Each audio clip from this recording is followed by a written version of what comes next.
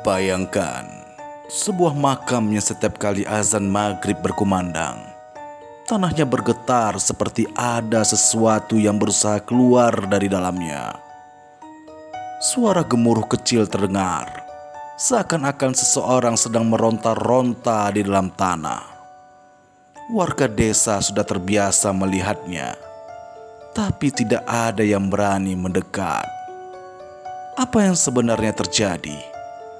Apakah ini azab kubur? Ataukah ada rahasia kelam yang terkubur bersama jasad di dalamnya? Matahari senja mulai meredup di ufuk barat, meninggalkan semburat jingga yang perlahan-lahan terganti oleh kelamnya malam. Suasana desa Karangjati, sebuah desa kecil di Jawa Tengah, berubah menjadi tenang menjelang waktu berbuka puasa. Anak-anak berlarian membawa takjil, sementara suara ibu-ibu terdengar samar dari dapur, menyiapkan hidangan untuk keluarga mereka. Namun, di tengah ketenangan itu, ada satu tempat yang selalu menyimpan kegelisahan. Ya, itu dia. Sebuah makam tua di ujung pemakaman desa. Makam itu berbeda dari yang lain. Letaknya sedikit terpisah, berada di bawah bayang-bayang pohon beringin yang rindang.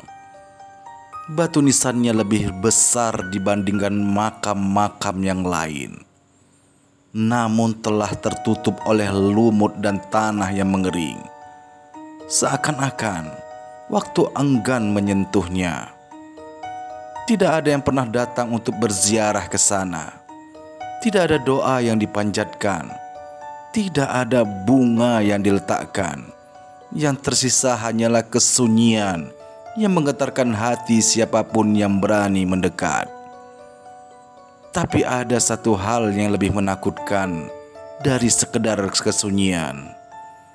Sejak bertahun-tahun yang lalu, setiap kali azan maghrib berkumandang di bulan Ramadan, tanah di makam itu bergetar.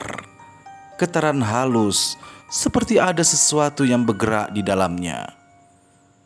Tidak hanya itu, beberapa orang yang pernah berada di dekatnya mengaku mendengar suara lirih, seakan-akan ada seseorang yang merintih kesakitan dari dalam tanah. Ampuni aku. Aku lapar. Aku haus. Ampuni aku. Suara itu tidak lantang, tapi cukup untuk membuat siapapun yang mendengarnya merinding. Warga desa sudah lama mengetahui keanehan ini. Namun, mereka lebih memilih diam dan tidak membicarakannya. Para tetua desa melarang siapapun untuk mendekati makam tersebut saat azan maghrib. Mereka percaya sesuatu yang buruk yang akan terjadi jika ada orang yang terlalu penasaran. Namun, larangan itu justru menimbulkan tanda tanya besar. Siapa yang dikuburkan di sana? Mengapa makam itu selalu bergetar saat azan maghrib? Apakah benar ada azab yang menimpa pemiliknya? Atau hanya sekedar mitos yang diwariskan turun-temurun? Bagi kebanyakan orang di desa, pertanyaan itu tidak penting. Yang penting adalah menjauh dan tidak mengusik makam tersebut.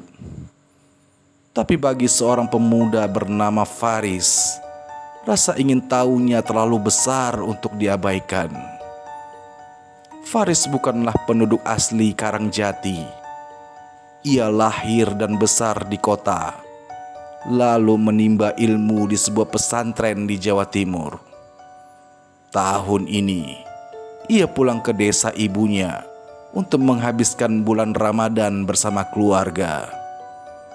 Namun baru beberapa hari di sini, ia sudah mendengar desas-desus tentang makam bergetar itu dari beberapa pemuda di masjid. "Setiap tahun begitu, Riz," kata seorang pemuda desa yang akrab disapa Dimas. "Kalau azan maghrib tiba, tanahnya bergoyang sendiri. Orang-orang tua bilang itu azab kubur. Makanya itu kita dilarang ke sana pas waktu berbuka."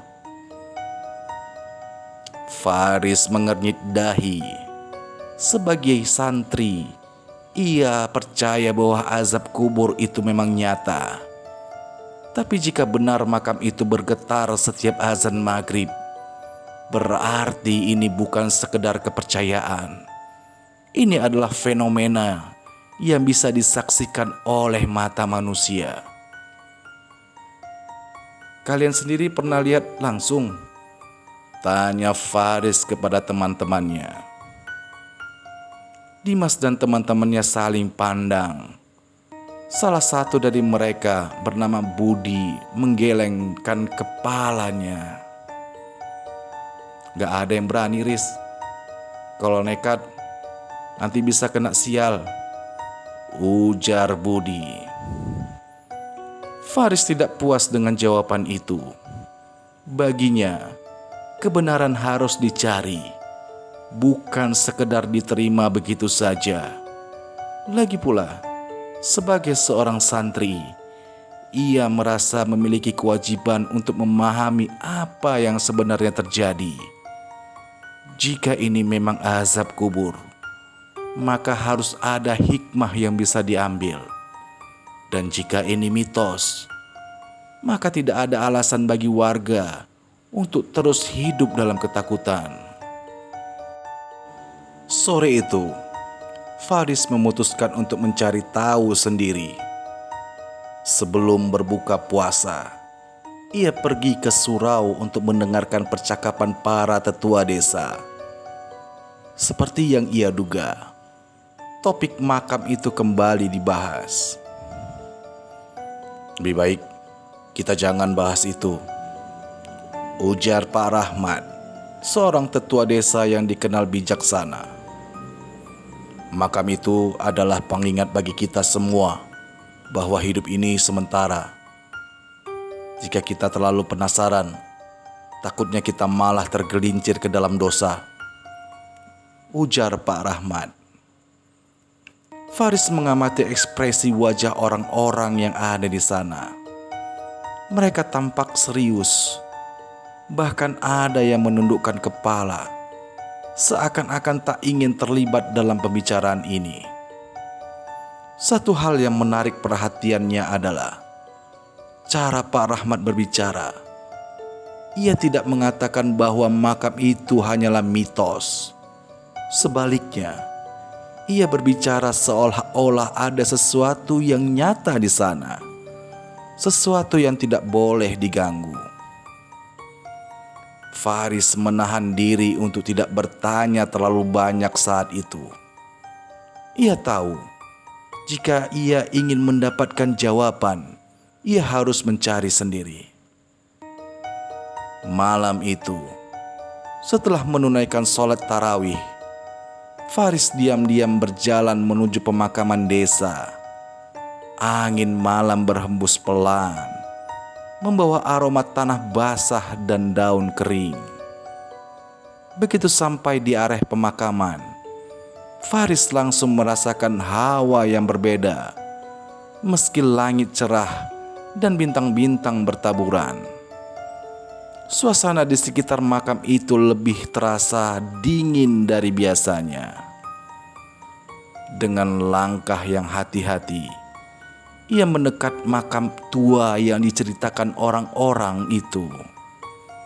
Batu nisannya terlihat lebih besar dari yang lain, dengan tulisan yang hampir tak terbaca.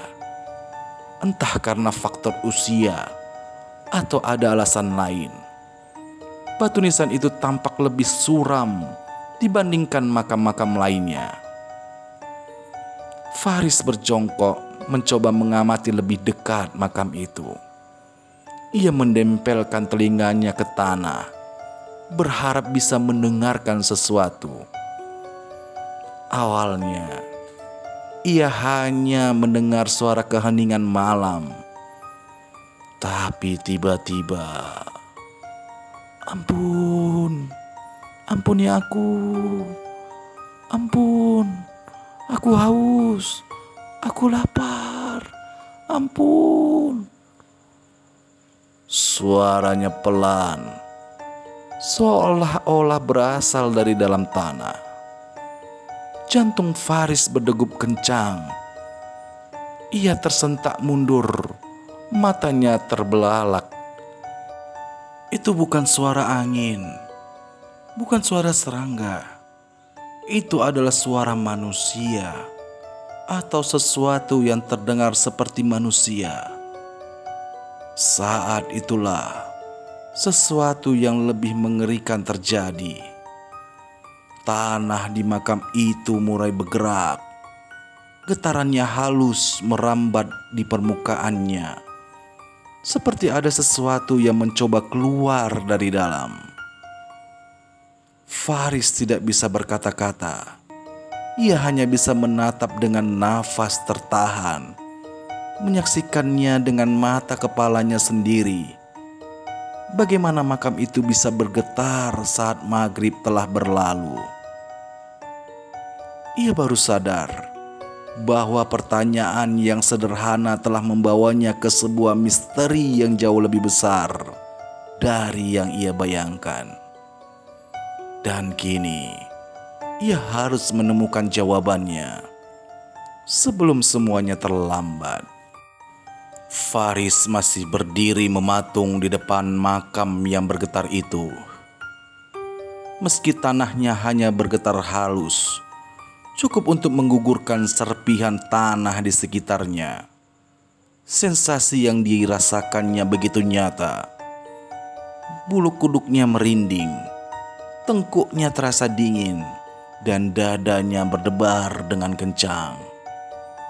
Suara itu, rintihan lirih dari dalam tanah, masih terdengar di telinganya, meskipun kini hanya bergema dalam pikirannya.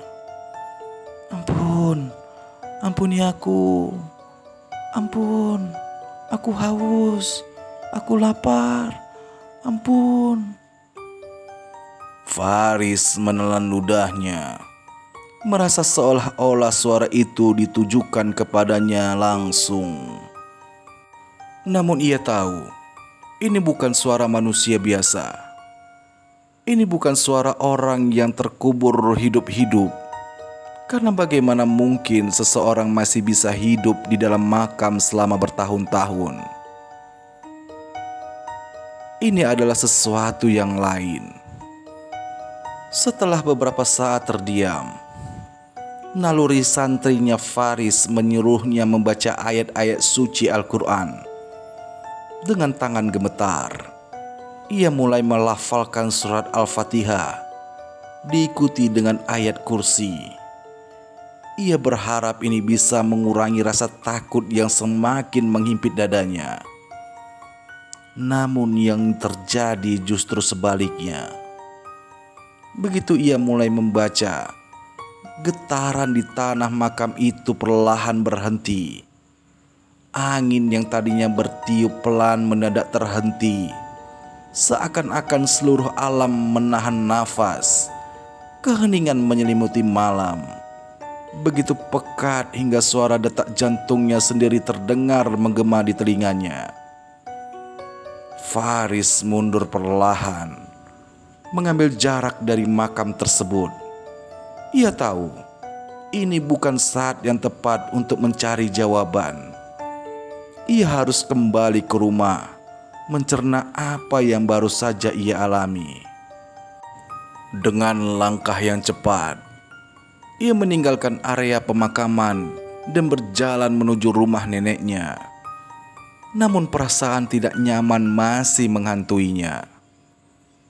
Faris merasa seolah ada sesuatu yang mengawasinya dari kejauhan. Sepasang mata tak kasat mata yang menelusuri setiap gerak-geriknya. Mungkin itu hanya perasaannya saja, atau mungkin sesuatu memang sedang mengawasinya. Keesokan harinya, Faris terbangun dengan perasaan tidak tenang. Pikirannya masih dipenuhi oleh kejadian di makam itu tadi malam. Ia tahu bahwa ia tidak bisa menyimpan ini sendirian. Ia harus bertanya kepada seseorang yang lebih tahu. Saat matahari mulai naik, ia pergi ke rumah Pak Rahmat, tetua desa yang semalam ia dengar berbicara tentang makam itu di surau. Rumah Pak Rahmat adalah rumah joglo khas Jawa dengan dinding kayu yang dipenuhi ukiran kuno. Faris mengetuk pintu dan tak lama kemudian seorang wanita tua membuka pintu. Itu adalah istri Pak Rahmat. "Ada apa, Nak?" tanya perempuan itu dengan suara lembut. "Saya ingin bertemu Pak Rahmat, Bu. Ada sesuatu yang ingin saya tanyakan." Perempuan itu mengangguk. Ia mempersilahkan Faris untuk masuk. Ia menemukan Pak Rahmat sedang duduk di ruang tamu, mengenakan sarung dan kopiah. Saat melihat Faris, mata lelaki tua itu sedikit menyempit, seakan sudah bisa menebak apa yang akan dibicarakan. "Kau pasti ingin bertanya tentang makam tua itu, kan?" tanya Pak Rahmat dengan suara terdengar berat. Faris lalu mengangguk. Pak Rahmat menghela nafas panjang. Sejenak ia terdiam, seolah sedang memilih kata-kata yang tepat. "Dengar, Nak," katanya akhirnya. "Makam itu bukan sekedar makam biasa. Ia adalah peringatan bagi kita semua. Bukan hanya karena kejadian yang kau lihat semalam, tetapi karena kisah di baliknya," ujar Pak Rahmat. Faris menajamkan pendengarannya, mendengarkan perkataan Pak Rahmat selanjutnya. "Orang yang dikuburkan di sana itu namanya Pak Haji Salim. Dahulu, ia adalah orang yang terkaya di desa ini. Ia memiliki segala yang ada di desa ini. Ia memiliki ladang yang luas, rumah yang besar, dan segala hal yang diimpikan oleh orang lain. Namun, meskipun ia bergelimang harta, hatinya sekeras batu." Faris mengerutkan keningnya. "Apa maksudnya, Pak?" Lalu Pak Rahmat melanjutkan pembicaraannya. "Ia adalah orang yang tidak pernah mau berbagi, bahkan di bulan Ramadan. Sementara orang-orang di desa berpuasa dan menahan lapar, ia tetap makan dengan lahap di dalam rumahnya. Ketika orang-orang meminta bantuan, ia menolak dengan kasar. Bahkan saat ada anak yatim yang mengetuk pintunya untuk meminta sepotong roti, ia malah mengusirnya dengan cambuk," ujar Pak Rahmat. Faris tercekat. "Dan kau tahu apa yang paling mengerikan?" lanjut Pak Rahmat. Lalu Faris menggelengkan kepalanya. Pak Rahmat menatapnya dalam-dalam, lalu berkata dengan nada lirih, "Malam sebelum ia meninggal, seorang pengemis tua datang ke rumahnya. Pengemis itu memohon hanya untuk sesuap makanan, karena ia sudah berhari-hari tidak makan. Tapi bukannya memberi, Haji Salim bahkan mengusirnya dengan sumpah serapah. Sebelum pergi, pengemis itu berkata satu kalimat yang sampai sekarang masih diingat oleh orang-orang yang mendengarkannya." Faris menunggu dengan nafas tertahan. Ia berkata, "Kelak kau akan merasakan kelaparan dan kehausan yang tidak akan pernah berakhir. bahkan setelah kau mati. Suasana di ruangan mendadak menjadi lebih dingin. Dan keesokan harinya, Haji Salim ditemukan tewas di rumahnya. Jenazahnya kering, seperti seorang yang mati karena dehidrasi parah. Meskipun saat itu tidak ada tanda-tanda sakit sebelumnya. Ujar Pak Rahmat. Faris menelan ludah. Kini semuanya mulai masuk akal. Lalu Faris bertanya kepada Pak Rahmat, "Lalu apa hubungannya Pak dengan makam itu?" Pak Rahmat menghelang nafas, lalu berujar, "Sejak ia dikuburkan, makam itu selalu bergetar saat azan maghrib tiba. Beberapa orang bahkan pernah mendengar suara rintihan dari dalam tanah. Suaranya yang meminta ampunan, suara yang haus dan lapar, sama seperti bagaimana ia membiarkan orang-orang kelaparan di masa hidupnya.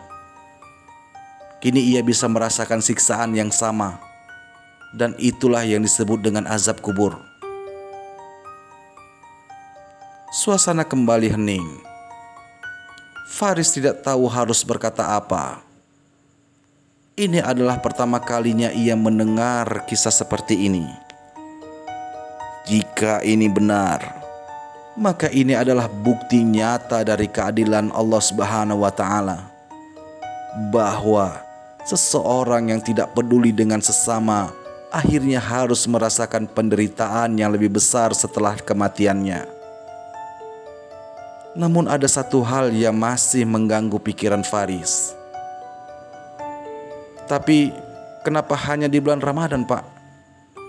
tanya Faris kepada Pak Rahmat. Pak Rahmat menatapnya lama sebelum akhirnya berkata, "Karena di bulan Ramadan adalah bulan pengampunan, bulan di mana doa-doa diijabah. Mungkin di bulan ini azabnya lebih terasa, sebagai pengingat kita yang masih hidup di dunia ini. Atau mungkin karena ia masih berharap ada seseorang yang mau mendoakannya." Faris terdiam. "Seseorang yang mau mendoakannya?" tanya Faris. Seketika ia merasa ada tanggung jawab yang besar yang kini berada di pundaknya. Dan ia tahu ini belum berakhir. Justru ia baru saja memulai perjalanannya untuk mengungkap kebenaran yang lebih dalam. Malam itu, Faris tidak bisa memejamkan matanya. Pikirannya masih dipenuhi oleh cerita yang didengarnya dari Pak Rahmat. Jika memang benar makam itu adalah milik Pak Haji Salim, dan suara rintihan yang terdengar berasal dari jiwanya yang tersiksa di alam kubur, maka satu pertanyaan besar muncul di benak Faris. Apakah benar tidak ada satupun orang yang pernah mendoakannya? Bahkan seorang pendosa pun, seburuk apapun hidupnya, biasanya masih memiliki keluarga yang akan menyolatkan dan mendoakannya. Tapi jika sampai makamnya bergetar setiap azan maghrib, berarti ada sesuatu yang lebih besar yang terjadi di sini. Apa yang sebenarnya terjadi di hari kematiannya? Apakah benar tidak ada yang berdoa untuknya? Atau ada sesuatu yang menghalangi doa-doa itu sampai kepadanya? Faris bangkit dari tempat tidurnya. Malam di desa itu begitu sunyi. Hanya suara jangkrik yang terdengar dari kejauhan. Lampu minyak di kamarnya berkedip-kedip, seakan terbawa oleh aliran udara yang tak kasat mata. Faris merenung dalam diam. Jika memang arwahnya meminta ampunan, seharusnya ada cara lain untuk membantunya. Sebagai seorang santri, ia diajarkan bahwa azab kubur adalah bagian dari keadilan Allah Subhanahu wa Ta'ala. Namun, ia juga tahu bahwa doa dari orang yang masih hidup bisa membantu meringankan siksaan seseorang di alam barzah. Pertanyaannya adalah, mengapa tidak ada satupun doa yang mampu mencapai Haji Salim? Faris memutuskan untuk bertanya lebih jauh besok harinya. Pada pagi harinya, Faris menemui neneknya di dapur. Perempuan tua itu sedang duduk di lantai, mengupas bawang merah dengan cekatan. "Nek," panggil Faris hati-hati. Neneknya menoleh dengan senyum hangat. "Ada apa, Nak?" Faris kemudian duduk di sebelah neneknya tersebut. Ia ragu sejenak sebelum akhirnya bertanya, "Apakah nenek mengenal Haji Salim, Nek?" Tangan neneknya langsung berhenti mengupas bawang. Wajah neneknya yang tadinya tenang kini terlihat tegang. "Kenapa kamu tiba-tiba bertanya tentang dia?" Suara nenek Faris tergetar dengan sendirinya. Faris menghela nafas. Ia tahu ini bukan topik yang nyaman untuk dibicarakan, tapi ia harus mendapatkan jawabannya. "Aku mendengar cerita dari Pak Rahmat tentang bagaimana dia tidak pernah berbagi dengan orang-orang di desa ini, bahkan di bulan Ramadan. Aku juga mendengar tentang bagaimana makamnya selalu bergetar setiap azan maghrib, Nek. Aku ingin tahu lebih banyak, Nek," tanya Faris kepada neneknya. Kemudian neneknya menatap Faris lama, lalu menghela nafas dalam-dalam. "Orang-orang di desa ini tidak suka membicarakan dia. Bukan hanya karena dia pelit dan kejam, tapi juga karena kematiannya yang aneh," ujar nenek Faris. Faris kemudian menajamkan telinganya kembali. "Apa yang aneh, Nek?" Kemudian neneknya menatap keluar jendela, seakan sedang mengingat sesuatu yang sudah lama dikubur dalam pikirannya. Saat Haji Salim meninggal, tidak ada yang mau mengurus jenazahnya. Biasanya jika ada orang yang meninggal dunia dan keluarganya akan segera datang untuk memandikan dan mengkafaninya. Tapi untuk Haji Salim, semua orang menolak, ujar neneknya Faris kepada Faris. Lalu Faris bertanya, "Kenapa, Nek?" "Karena tubuhnya tidak seperti mayat biasa," ujar neneknya Faris. Kemudian Faris merasakan bulu kuduknya merinding. "Apa maksudnya, Nek?" Ketika orang-orang menemukannya, tubuhnya sudah kering, seolah-olah semua cairan di tubuhnya telah menguap. Tapi yang lebih menyeramkan, matanya terbuka lebar, seperti seseorang yang meninggal dalam ketakutan yang luar biasa, ujar neneknya Faris. Faris merasa hawa dingin menyelimutinya, lalu bertanya kembali kepada neneknya, "Lalu siapa yang akhirnya menguburkannya, Nek?" Nenek Faris terdiam sejenak sebelum berkata, "Seorang pria tua yang tak dikenal." Faris terkejut. "Maksudnya, Nek?" Nenek Faris mengangguk. Saat semua orang menolak menyentuh mayatnya, tiba-tiba muncul seorang pria tua yang tak pernah kami lihat sebelumnya. Ia datang dengan jubah putih dan wajah penuh ketenangan. Tanpa berkata apa-apa, Ia langsung mulai memandikan jenazah Haji Salim, lalu mengafani dan menguburkannya. Ia melakukannya semua sendirian, tanpa meminta bantuan siapapun, ujar neneknya Faris. Faris semakin bingung, lalu bertanya kembali kepada neneknya. "Siapa dia, Nek? Apakah dia keluarganya?" Neneknya Faris menggeleng. Tidak ada yang tahu. Setelah menguburkan Haji Salim, pria itu pergi tanpa mengatakan sepatah kata pun. Tidak ada yang pernah melihatnya lagi sejak saat itu. Faris mencoba mencerna informasi ini. Seseorang yang tidak dikenal datang untuk menguburkan Haji Salim, lalu menghilang begitu saja. Siapa pria tua itu? Dan apakah ada hubungannya dengan alasan mengapa doa-doa tidak pernah sampai kepada Haji Salim? Malam itu, Faris memutuskan untuk melakukan sesuatu yang mungkin beresiko, tetapi ia merasa harus mencobanya. Ia pergi ke makam Haji Salim dan mendoakan jenazahnya.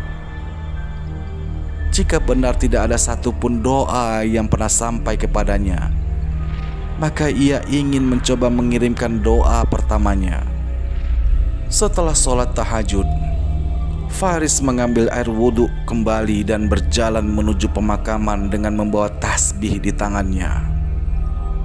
Langkahnya terasa berat, tapi ia sudah bertekad.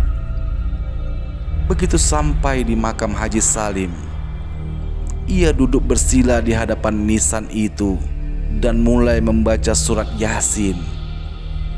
Suaranya bergetar pada awalnya, tapi perlahan menjadi lebih tenang.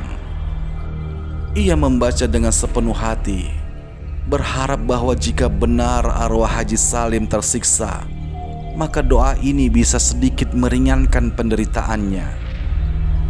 Namun saat ia mencapai ayat terakhir dari surat Yasin yang ia baca, sesuatu yang tidak terduga terjadi.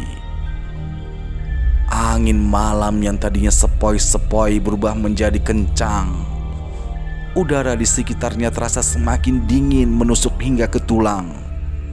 Dan kemudian sebuah suara terdengar. Jangan. Kau tidak boleh." Lalu Faris tersentak dari duduknya. Suara itu bukan suara manusia. Ia seperti berasal dari dalam tanah, tetapi sekaligus terdengar di telinganya. Dengan tubuh gemetar, Faris menoleh ke kanan dan ke kiri, tetapi tidak ada siapa-siapa.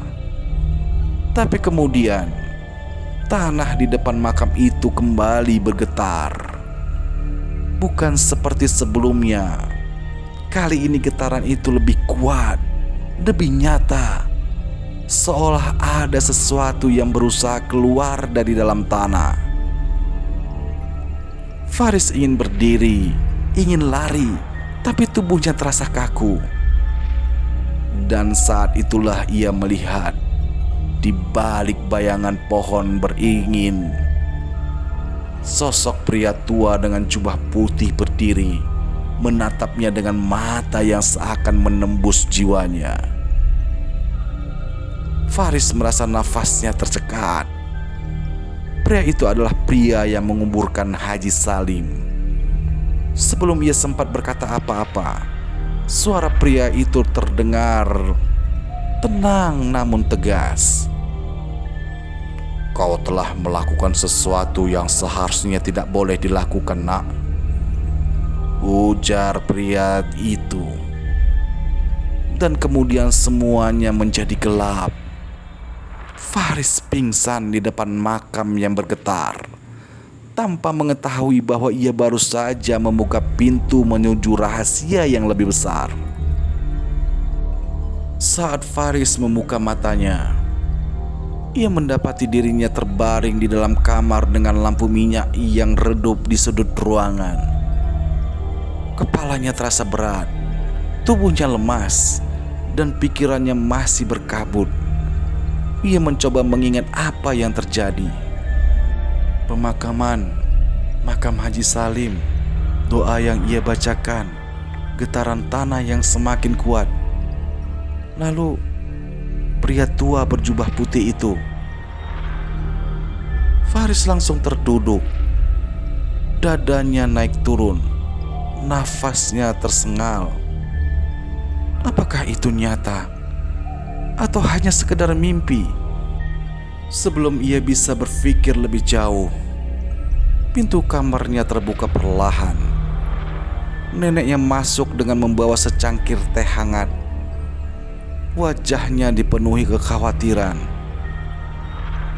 "Syukurlah kamu sudah sadar, nak," kata nenek Faris, duduk di tepi ranjangnya Faris. "Apa yang terjadi, Faris? Pak Rahmat menemukanmu tergeletak di makam pagi tadi." Faris menelan ludahnya. Nenek, aku melihatnya, Nek." Nenek Faris mengerutkan keningnya. "Melihat apa?" "Pria tua itu, Nek. Pria tua yang menguburkan Haji Salim," ujar Faris. Neneknya Faris lalu terdiam. Ekspresinya berubah seakan sesuatu yang selama ini dikuburkan di dalam-dalam mulai muncul kembali. "Tadi malam aku membaca surat Yasin di makam Haji Salim, Nek," lanjut Faris. "Tapi saat aku selesai, tangannya kembali bergetar. Lalu ada suara yang memperingatkanku untuk berhenti. Dan kemudian aku melihat pria itu berdiri di dekat pohon beringin, Nek." Lalu neneknya menatap Faris dengan sorot mata yang sulit diartikan. "Apa yang dia katakan?" tanya nenek Faris pelan kepada Faris. Faris mengingat suara itu dengan jelas. Dia berkata, "Kau telah melakukan sesuatu yang seharusnya tidak boleh dilakukan, nak." Mendengar itu, neneknya Faris langsung menggenggam tangannya erat. Matanya berkaca-kaca. "Kamu sudah membuka sesuatu yang seharusnya tetap terkunci," katanya dengan suara bergetar. "Kamu harus hati-hati, Faris. Ada rahasia yang seharusnya tidak boleh diungkap." Faris semakin penasaran. "Nek, siapa pria tua itu sebenarnya, Nek?" Neneknya Faris menggelengkan kepalanya perlahan. "Aku tidak tahu, nak. Tapi ada satu orang yang mungkin bisa menjawab pertanyaanmu itu." "Siapa, Nek?" Nenek Faris menatapnya dalam-dalam sebelum menjawab. "Mbah Kasan."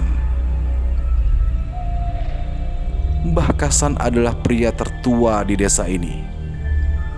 Usianya lebih dari 90 tahun. Dan selama ini ia jarang berbicara dengan siapapun.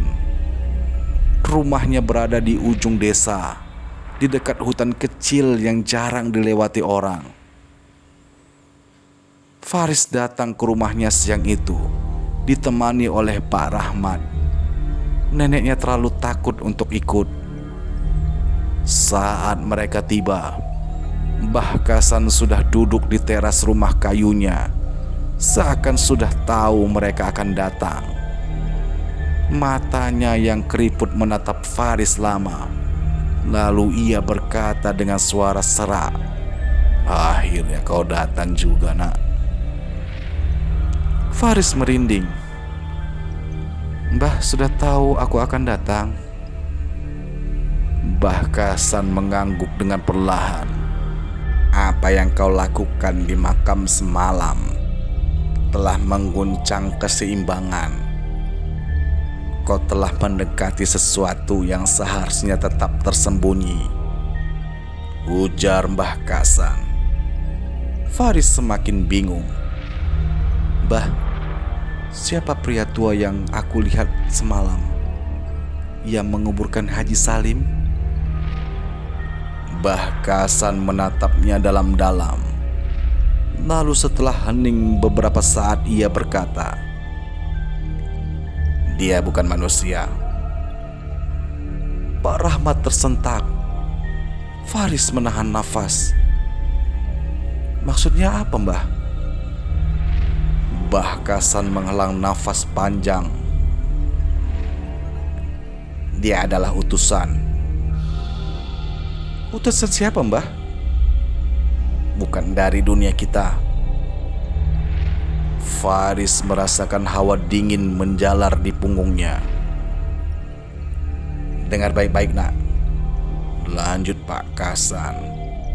"Saat Haji Salim meninggal, desa ini berada di ambang kutukan. Jika dia dikuburkan oleh manusia biasa, maka tanah desa ini akan terkena dampaknya. Namun ada satu makhluk yang datang. Makhluk yang memastikan bahwa arwah Haji Salim tidak bisa mengganggu yang masih hidup." Faris merasa jantungnya berdetak lebih cepat. Makhluk itu yang menguburkan Haji Salim dengan ritual tertentu. Ia memastikan bahwa dosa-dosanya tidak akan menyebar di desa ini. Namun ada satu syarat yang harus dipatuhi oleh penduduk desa. Mbah Kasan menatap Faris dengan tajam. Tidak ada boleh satupun doa yang dikirimkan kepadanya. Lalu Faris tersentak. "Kenapa, Mbah?" "Karena doa bisa membuka kembali pintu yang telah tertutup," jawab Mbah Kasan. "Ketika kau membaca surat Yasin di atas makamnya, kau telah melanggar aturan itu. Kau telah membuat arwahnya kembali merasakan penderitaan yang seharusnya sudah disegel." Faris lalu ketakutan. Ia ingin bagaimana tanah itu bergetar lebih kuat setelah ia selesai membaca surat Yasin. "Apa yang terjadi dan akan yang terjadi sekarang, Mbah?" tanya Faris secara pelan-pelan. Mbah Kasan hanya terdiam lama sebelum akhirnya berkata, "Kau telah membangunkannya." Malam itu Faris tidak bisa tidur kembali. Pikirannya penuh dengan rasa bersalah. Apa yang ia sudah lakukan? Apakah karena dirinya arwah Haji Salim akan kembali mengganggu desa ini? Sekitar pukul 2 dini hari, ia mendengar suara aneh di luar rumahnya. Awalnya, ia mengira itu hanya suara angin.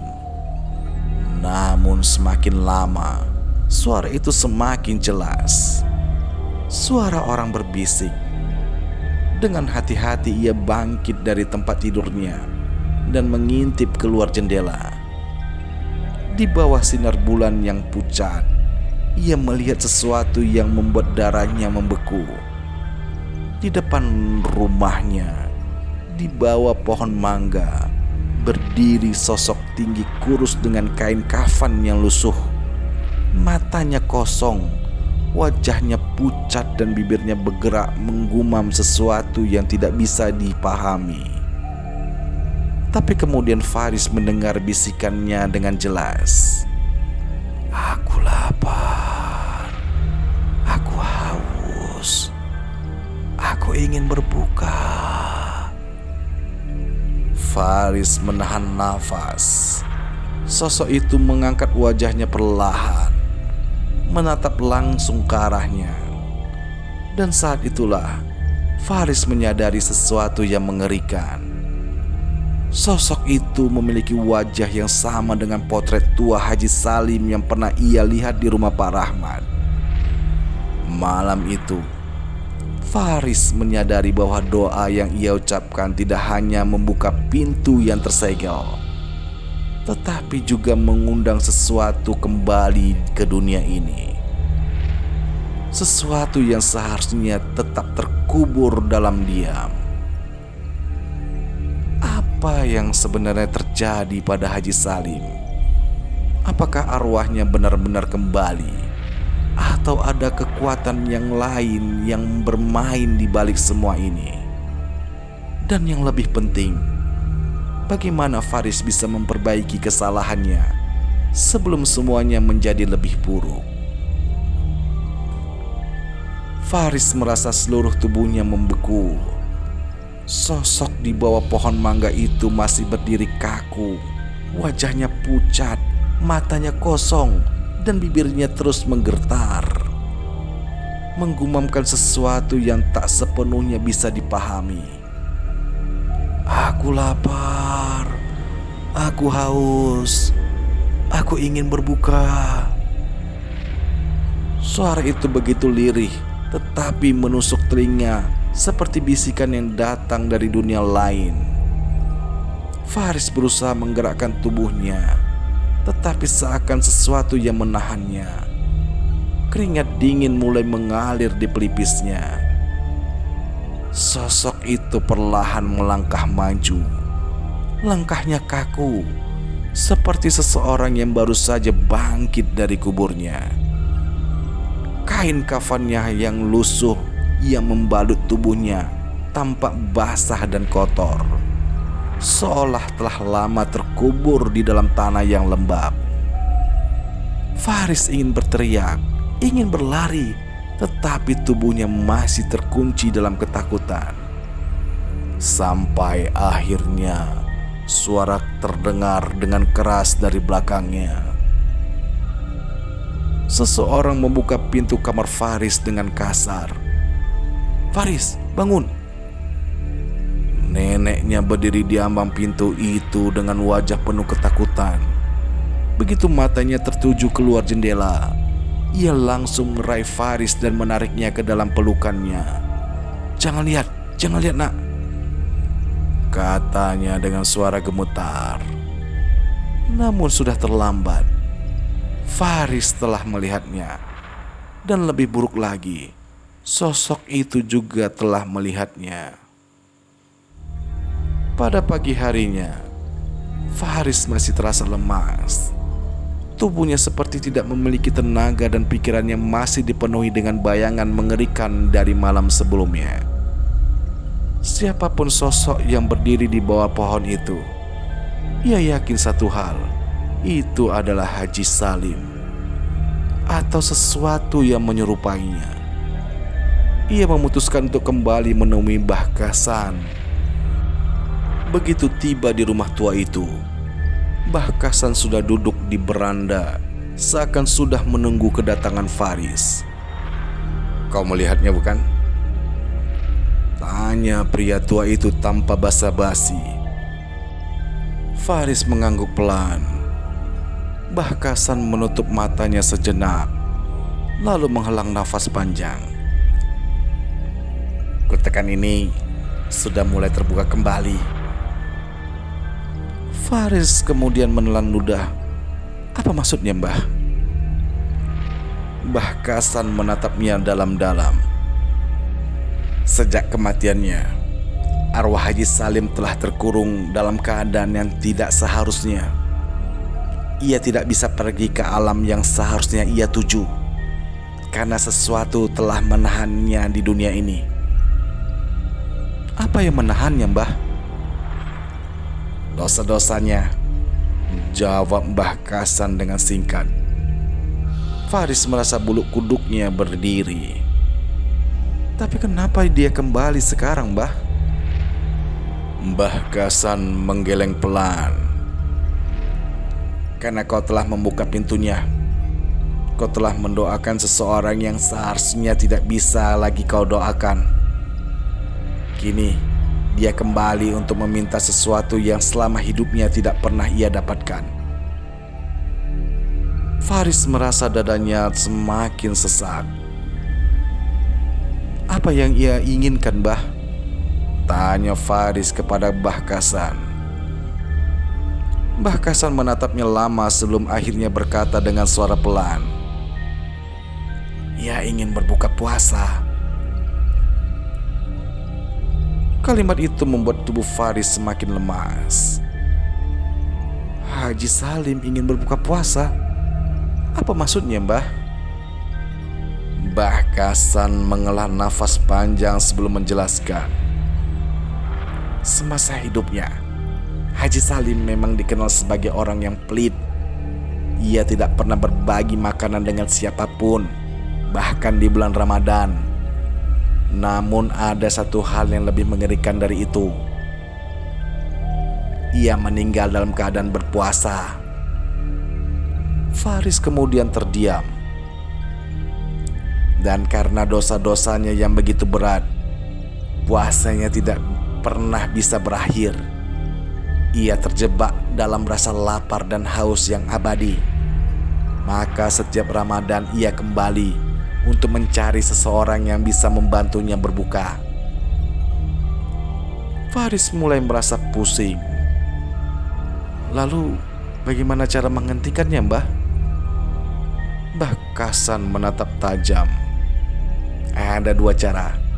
Pertama, kau harus mengantarkan doa untuknya dengan cara yang benar, bukan seperti yang kau lakukan kemarin. Kedua, kau harus memberinya makan. Faris tersentak. Makan? Maksudnya apa, Mbah? Makanan yang disuguhkan? Mbah Kasan mengangguk. Tapi bukan sembarang makanan. Harus ada seseorang yang rela berbagi makanannya dengan arwahnya. Jika tidak, ia terus datang mencari orang lain yang bisa untuk dia rasukin. Faris merasa kepalanya semakin berat.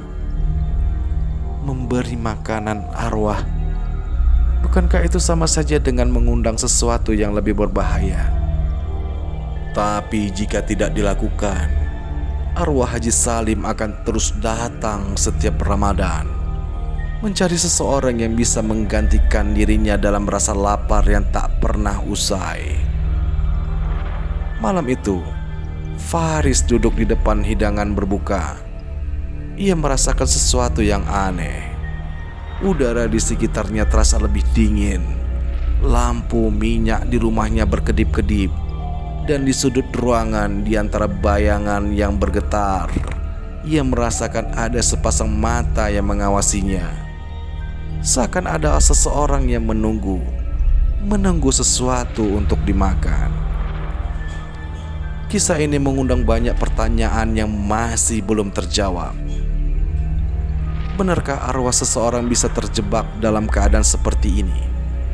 Jika memang benar, apakah berbagi makanan dengan mereka adalah solusi atau justru akan mengundang sesuatu yang lebih berbahaya?